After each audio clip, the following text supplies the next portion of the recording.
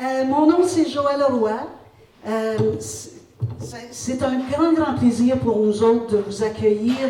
Puis, surtout, et je commence par ça, l'homme de l'heure, ça nous fait un grand plaisir que M. Bernard Lorrain soit avec nous, que bien du monde d'entre vous connaissent sous le nom de Menon Bonne. Ça nous fait un grand plaisir. On l'applaudit.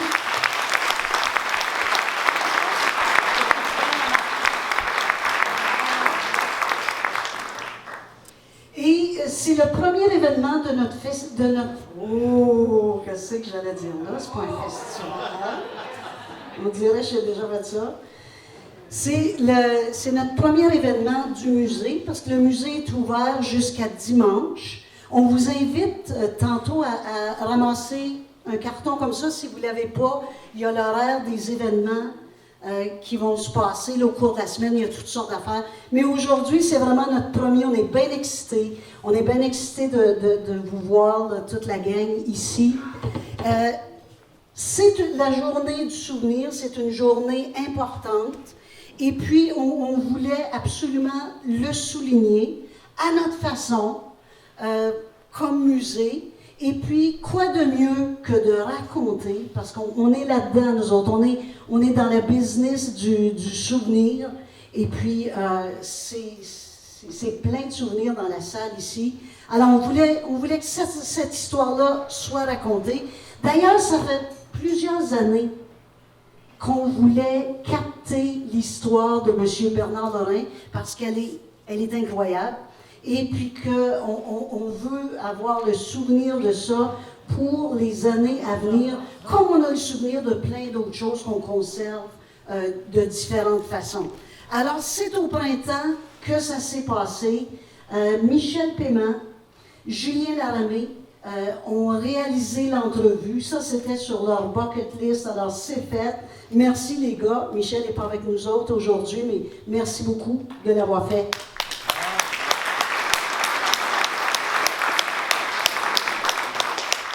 Bien, sans plus tarder, Julien, si tu veux venir te joindre. Vous connaissez Julien Laramé? Le voici. Julien nous a déjà gâtés avec son talent, sa passion, avec tous les vidéoclips qu'il a réalisés. Et c'est un autre cadeau qu'il nous fait. Je lui laisse le soin de vous présenter la captation qui s'en vient. Julien. Merci Joëlle. Alors, je ne sais pas si vous aimez les histoires. Moi, j'aime les histoires.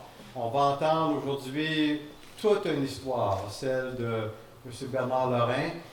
Et moi, ceux qui ne me connaissent pas, moi je suis un conseiller en santé mentale et toxicomanie, et puis j'entends des histoires tous les jours. Parfois c'est des histoires tristes, parfois dramatiques, tragiques, traumatisantes. Et puis l'histoire qu'on va entendre aujourd'hui, c'est un peu dans cette ligne-là. C'est une histoire qui laisse des marques, qui peut même garder des cauchemars, et c'est pas facile d'entendre, mais c'est une histoire importante, qui a du sens. Alors, comme Joëlle a dit, à la suite de la série Huronie, Histoire et légende, on a fait, je pense, 28 histoires de la région. Puis Michel Paiement me disait, il faut aller voir M. Bernard Lorrain pour qu'il nous raconte son histoire. Puis ça a pris, comme Joëlle a dit, ça a pris des années, ça a pris, je pense, au moins 3 ans avant qu'on puisse finalement le rencontrer. Puis on l'a fait au mois de juillet. Et puis Éric, son fils, était là, Roger était là, puis on a pu capter son histoire. J'ai aussi fait des recherches d'anciens documents historiques, des archives, des photos, comme il y en a quelques-unes ici. Il y a le livre All the Ship's Men par Sherry Pringle. J'ai communiqué avec elle. Demeure, je pense, dans le bout de Kingston, en tout cas, quelque chose comme ça. Puis elle m'a donné la permission de mettre des peintures. Elle a fait des peintures du navire. Et puis j'ai inclus ça dans le documentaire. Elle me contait que elle était allée à une commémoration, je pense en 2010, et puis d'un événement en rapport avec le HMCS à Tabascan. Puis elle a rencontré quelqu'un qui avait trouvé un sifflet qui appartenait à un des membres d'équipage avait été noyé, puis qui avait été échoué sur les côtes de la France. Et puis, elle a encore le sifflet, puis elle a l'intention de le remettre à une certaine occasion pour que ça soit dans un musée. Alors, il y a beaucoup d'histoires autour du HMCS à Tabascan. Juste un petit mot, le livre, ça c'est un autre livre qui a été écrit au sujet de cette histoire-là, Unlucky Lady. Mais le livre All the Ship's Men est disponible. Il y a des bons de commande à l'arrière sur la table. Alors vous pouvez envoyer le bon de commande avec 25 $ à cette dame-là, puis elle va vous l'envoyer par la poste. Et elle me disait aussi qu'aujourd'hui même sort la version électronique sur Kindle. Et pour 5 $, c'est disponible sur Amazon. C'est écrit ici, là, en bas du bon. Et puis, tous les profits entre le 11 novembre aujourd'hui et le 30 novembre vont aller à Wounded Warriors Canada. Alors, elle fait quelque chose pour que ce soit utilisé à une bonne cause. Alors, la vidéo dure 17 minutes.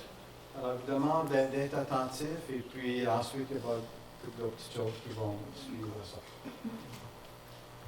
Merci beaucoup, M. Lorrain, de nous avoir raconté ça. Ça veut dire que dorénavant, cette histoire-là, on l'a cannée puis elle fait partie de notre patrimoine pour les générations à venir. Alors, on vous remercie beaucoup, beaucoup, beaucoup.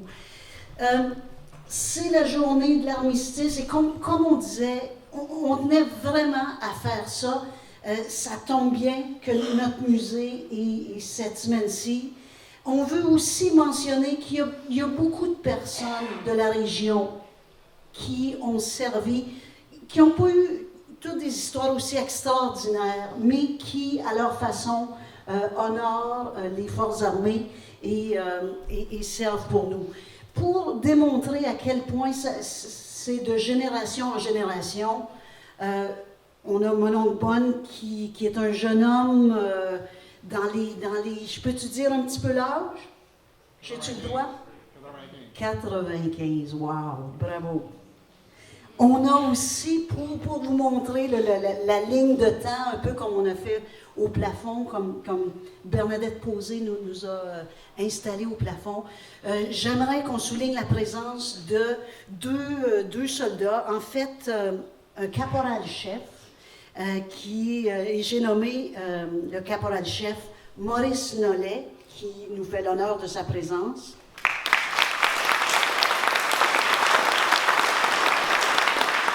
Alors, Maurice est un jeune homme de La Fontaine. Moi, je me disais, mais ça doit faire 4-5 ans qu'il est dans l'armée. Ça en va sur 15 ans. Okay, il pousse un peu. Et il est accompagné par son oncle, le capitaine Roch Nollet, qui a fait partie des forces pendant 38 ans, qui est maintenant à sa retraite depuis une dizaine d'années. Alors, merci beaucoup d'être avec nous et on va vous mettre à l'ouvrage, parce que vous avez l'air habillés pour travailler. Alors, pour souligner le fait qu'il y a beaucoup de gens de la région qui ont servi, on a reproduit quelque chose ici, on va demander à nos hommes de le dévoiler pour nous. C'est la page centrale du journal de Penetangue Midland. Le nom échappe, c'est-tu le Herald? La page centrale, le D-Day Edition, c'était tous les noms des soldats qui sont morts, qui ont été blessés à la Deuxième Guerre mondiale. Alors, vous pourrez circuler, il y en a des deux côtés, et venir voir peut-être s'il y a de vos ancêtres ou des gens que vous connaissez. Aussi, et je vous jure, je vous laisse là-dessus, on a aussi la famille de Villers qui nous a fait un beau cadeau. Parce que, justement, pour démontrer tous les gens qui ont été impliqués, Marcel de Villers, qui est le père à Joe, le père à Beth, le père, nommez-moi-en 3, 4. Alouette. Raymond, bon, alors ils nous ont fait vraiment le grand cadeau de préparer, de nous partager des souvenirs de leur père, Marcel, qui a participé à la fin de la guerre. Alors, on va demander à nos hommes d'aller nous dévoiler, s'il vous plaît, cette table-là. Joe va être à côté de la table, Joe de Villard, bien sûr. Alors, si ça vous tente d'aller fouiner là-bas, on a du gâteau pour vous autres, parce que pour nous, c'est une grande fête. Merci beaucoup d'être là. On est ici jusqu'à dimanche. Venez, là, on a vraiment déplacé les affaires pour que vous puissiez vous s'asseoir, mais aussitôt que vous repartez, on va replacer quelques affaires. Alors, venez voir le musée jusqu'à dimanche à 5 heures. Merci beaucoup, beaucoup. Manon Bonne. Bonjour tout le monde. Marches-tu, c'est ça? Je pense que tu parles plus proche. Bonjour tout le monde. Une petite histoire de mon père quand lui était à la guerre. Notre père parlait très peu de la guerre elle-même. Il nous disait des petites histoires de temps en temps qui étaient drôles, pour le temps qu'il a reviré une brosse quand il était en Italie. Mais une de ses meilleures réponses était toujours « Don't rock the boat ». Parce que je pense qu'il était assez fier d'avoir revenu en vie. Puis notre père était très religieux. Puis je suis en train qu'il dit merci à au Jésus pour l'avoir rapporté chez eux. So, c'est sa Bible. All right? Merci beaucoup.